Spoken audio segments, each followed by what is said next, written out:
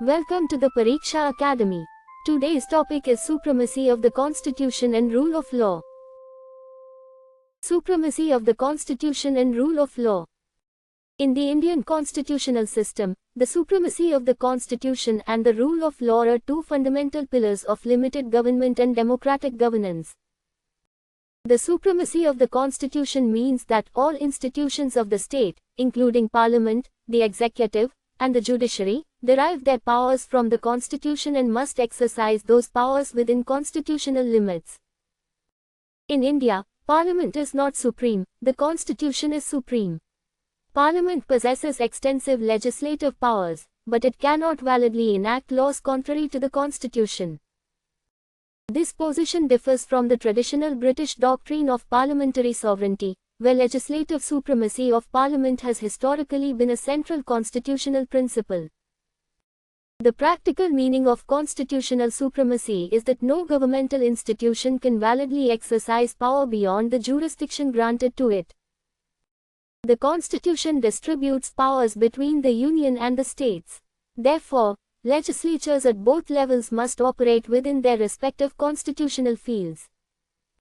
Articles 245 and 246, along with the 7th schedule, provide the principal constitutional framework for the distribution of legislative powers between the Union and the states. An important consequence of constitutional supremacy is that even a law enacted by the legislature may be subjected to judicial review. Under Article 13, laws inconsistent with fundamental rights may become void to the extent of such inconsistency. Article 32 empowers the Supreme Court, while Article 226 empowers the High Courts to provide important constitutional remedies for the protection of rights and against unconstitutional state action.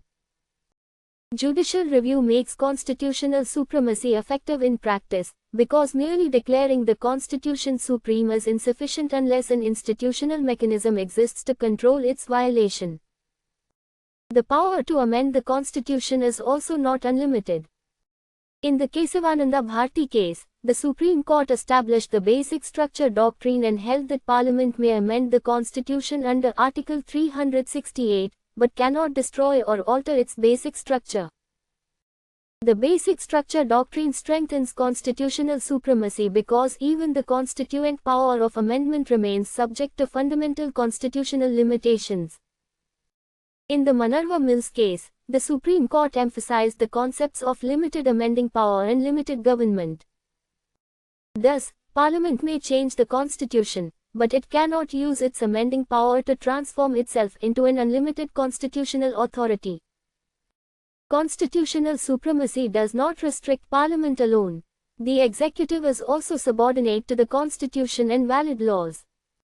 The government cannot undertake an action merely because it is administratively convenient. It must possess constitutional or statutory authority for exercising such power. The judiciary is also not above the Constitution. The powers and jurisdiction of courts are themselves derived from and regulated by the Constitution and law. Thus, constitutional supremacy does not mean the supremacy of any particular institution. It means that every constitutional institution remains subject to the Constitution. Rule of law. Rule of law essentially means that government must be conducted according to law, rather than according to the arbitrary will of individuals exercising governmental authority. For example, an official cannot arrest, punish, or deprive a person of property merely because the official dislikes that person. Such action requires lawful authority in compliance with the prescribed legal process. The classical formulation of the rule of law is closely associated with the British constitutional scholar A.V. Dicey. Dicey identified three major elements of the rule of law. First, supremacy of law, meaning that a person should not be punished except for a breach of law, and arbitrary governmental power should have no place. Second, equality before law, meaning that ordinarily every person is subject to the law and no person is above the law merely because of office or social status. Third, in Dicey's British constitutional context, protection of individual rights was associated with ordinary law and principles developed and enforced by ordinary courts. India has not adopted Dicey's formulation in its original form. In India, rights are principally protected through a written and supreme constitution. The concept of rule of law is reflected in several provisions of the Indian Constitution, although the expression rule of law is not comprehensively defined in any single article. The ideals of justice, liberty, equality, and dignity contained in the preamble provide the philosophical foundation for constitutional government governed by law. Article 14, by guaranteeing equality before law and equal protection of the laws, provides one of the central constitutional foundations of the rule of law. Article 14 is not confined merely to identical treatment. Through judicial interpretation, it has also developed into an important safeguard against arbitrary state action. In the E.P. Royappa case, the Supreme Court developed the relationship between equality and arbitrariness, treating arbitrariness as fundamentally opposed to equality. Therefore, arbitrary state action may conflict with the constitutional guarantee of equality. Article 21 provides that no person shall be deprived of life or personal liberty except according to procedure established by law. After the Maneka Gandhi case, the mere existence of a legally prescribed procedure was not considered sufficient. The procedure must also satisfy requirements of fairness, reasonableness, and non-arbitrariness. Rule of law, therefore, does not merely require the existence of law. It also requires governance according to constitutional and legally justifiable standards. Rule of law does not permit the will of the government itself to become law. Both the source and exercise of governmental power must remain subject to legal control. The law itself must conform to the Constitution. Therefore, there is an important distinction between rule by law and rule of law. Under rule by law, the government may use law primarily as an instrument of governance, whereas under rule of law, the government itself is controlled by law and the Constitution. For example, if a government uses an arbitrary law merely to suppress its opponents, the formal existence of that law does not by itself establish genuine rule of law. Principles of natural justice are also important to the rule of law. A decision affecting the rights or interests of an individual should ordinarily be taken through a fair procedure. A person should ordinarily be given an opportunity to be heard before an adverse decision affecting that person is taken. Another fundamental principle of natural justice is that no person should be a judge in his or her own cause. Discretionary powers granted to administrative authorities are not inherently contrary to the rule of law, but such powers cannot be exercised arbitrarily, maliciously, or for irrelevant purposes. A discretionary power must be exercised for the purpose for which the law has granted that power. Rule of law demands legality, fairness, rationality, and accountability in governmental action. Independence of the judiciary is essential for the effective operation of the rule of law because independent courts can impartially examine the legality and constitutionality of governmental action. Judicial review provides practical protection to the rule of law by controlling illegal or unconstitutional governmental action. Constitutional remedies such as habeas corpus provide judicial protection against unlawful detention and represent a direct application of the rule of law. In Indira Nehru Gandhi v Rajnarain, the Supreme Court recognized principles associated with the rule of law in the context of the basic structure of the Constitution.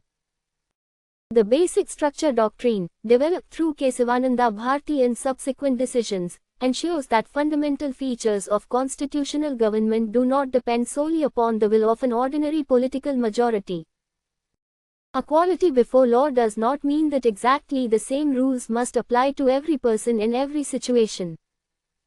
The President and governors enjoy certain constitutional immunities under Article 361. Members of Parliament and state legislatures enjoy certain privileges in relation to legislative functions, and special constitutional procedures may apply to judges and other constitutional authorities. Such constitutional immunities do not automatically violate the rule of law because their authority comes from the Constitution itself and their purpose is connected with the independent performance of constitutional functions. Rule of law also requires that offences and punishments be determined by law, arrests and detention follow lawful procedures, and the punitive power of the state is not exercised arbitrarily. Articles 20 and 22 strengthen these requirements by imposing constitutional safeguards relating to criminal justice, arrest, and detention. Supremacy of the Constitution and rule of law complement each other. Constitutional supremacy determines the highest legal standard, while rule of law requires state power to be exercised according to that constitutional and legal framework. Without constitutional supremacy, a legislature could claim unlimited authority, while without rule of law, constitutional limitations could become ineffective in practice. Thus, in the Indian constitutional system, neither Parliament, nor the government, nor any official, nor any other public institution is above the law. All public powers originate from the Constitution, and all such powers must be exercised within constitutional and legal limits. Procedure established by law and due process of law. The distinction between procedure established by law and due process of law is important for understanding the constitutional protection of personal liberty. Article 21 of the Indian Constitution expressly adopts the concept of procedure established by law. According to Article 21, no person shall be deprived of life or personal liberty except according to procedure established by law. In its literal sense, procedure established by law means that if the legislature has validly enacted a law, and the procedure prescribed by that law is followed, restriction on the life or personal liberty of a person may be imposed. This concept is generally regarded as having been influenced by the Constitution of Japan. Originally, the scope of procedure established by law was considered comparatively narrower than the American concept of due process of law. The initial emphasis was on whether a law existed and whether the procedure prescribed by that law had been followed. Due process of law, in contrast, does not merely require compliance with a legally prescribed procedure. It also requires that both the law and the procedure be fair, just, and reasonable. The concept of due process of law is particularly associated with the constitutional system of the United States. For example, suppose a law authorizes the administration to deprive a person of liberty without adequate justification and without an opportunity to be heard. Merely following the procedure written in such a law would not necessarily satisfy the broader requirements associated with due process if the law itself is arbitrary and unjust. Due process of law gives the judiciary a broader opportunity to examine whether a law enacted by the state is merely formally valid, or whether it is also substantively fair, reasonable, and non-arbitrary. Due process is commonly understood through two dimensions: procedural due process and substantive due process. Procedural due process concerns the fairness of the process through which a decision is made. Adequate notice, an opportunity to be heard, an impartial decision maker, and a fair procedure are important elements of procedural due process. For example, before taking governmental action that seriously affects an individual's rights, informing the person of the grounds of the proposed action and providing a reasonable opportunity to present a defense are important aspects of procedural fairness. Substantive due process goes beyond the fairness of procedure and examines whether the substance of the law and the governmental restriction itself are constitutionally justifiable. Its central question is whether the restriction imposed by the state on individual liberty is itself fair, reasonable, non-arbitrary, and constitutional. The Constituent Assembly did not adopt the American expression due process of law in Article 21. Instead, it adopted procedure established by law. One major concern behind this choice was that a broad due process clause might give the judiciary excessive power to review the substantive content of social and economic legislation.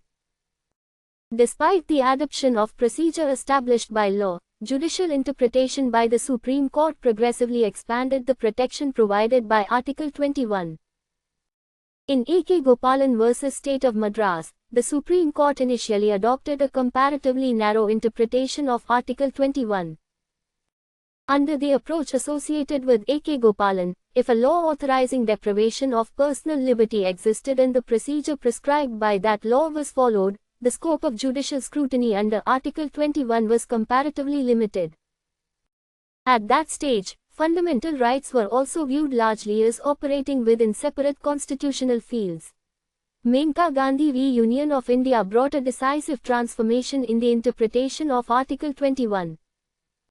The Supreme Court made it clear that the procedure contemplated by Article 21 could not be arbitrary, fanciful, or oppressive. A procedure depriving a person of life or personal liberty must be fair, just, and reasonable. After this decision, the mere existence of a law and formal compliance with its procedure were no longer sufficient. The law and state action may also have to satisfy the requirements of equality and non-arbitrariness under Article 14, and where applicable, the freedoms guaranteed under Article 19. This development established a close constitutional relationship among Articles 14, 19, and 21, sometimes described as the Golden Triangle of the Constitution. Thus, the text of the Indian Constitution continues to use the expression procedure established by law, not due process of law. However, Maneka Gandhi and subsequent judicial decisions expanded the interpretation of procedure established by law to such an extent that several substantive and procedural elements associated with due process became part of Indian constitutional law. Therefore, it is more accurate to say that India adopted procedure established by law in the constitutional text, while judicial interpretation infused it with the requirements of fairness, reasonableness, and non-arbitrariness. In the Indian context, procedural due process includes principles such as fair hearing, natural justice, adequate notice, an opportunity to present one's case, and an impartial procedure. Through the development of substantive due process, courts do not merely examine whether a prescribed procedure has been followed. In appropriate cases, they also examine whether the restriction on rights is itself fair, proportionate, and non-arbitrary. In the K.S. Puttaswamy case, recognition of privacy is a fundamental right further strengthened constitutional protection for personal liberty, dignity, and autonomy. The principle of proportionality has also become important in modern constitutional review, particularly where state action restricts a protected constitutional right. In general terms, proportionality requires that the measure adopted by the state pursue a legitimate objective, be suitable for achieving that objective, restrict rights no more than reasonably necessary, and maintain a proper balance between individual rights and the public interest. The basic distinction between procedure established by law and due process of law can therefore be understood clearly. Procedure established by law traditionally asks whether a law exists and whether the procedure prescribed by that law has been followed. Procedural due process asks whether the procedure itself is fair and just. Substantive due process asks whether the law and the restriction imposed by it are themselves fair, reasonable, non-arbitrary, and constitutionally justified. The contemporary Indian constitutional system does not maintain a rigid separation among these concepts, because the expanded interpretation of Article 21 has made substantive fairness and procedural fairness important components of the protection of life and personal liberty. The practical consequence is that the state cannot justify arbitrary interference with life or personal liberty merely by asserting that its action was authorized by law. The law, the procedure, and the resulting state action must satisfy the broader requirements of the Constitution. Thus, constitutional supremacy ensures that law itself remains subordinate to the Constitution. Rule of law ensures that governmental power is exercised according to law and free from arbitrariness, and the developed interpretation of Article 21 ensures that any procedure affecting life or personal liberty must be fair, just, reasonable, and non-arbitrary. Thank you very much for joining us. For more useful study material, please like and share this video, and subscribe to the Pariksha Academy channel.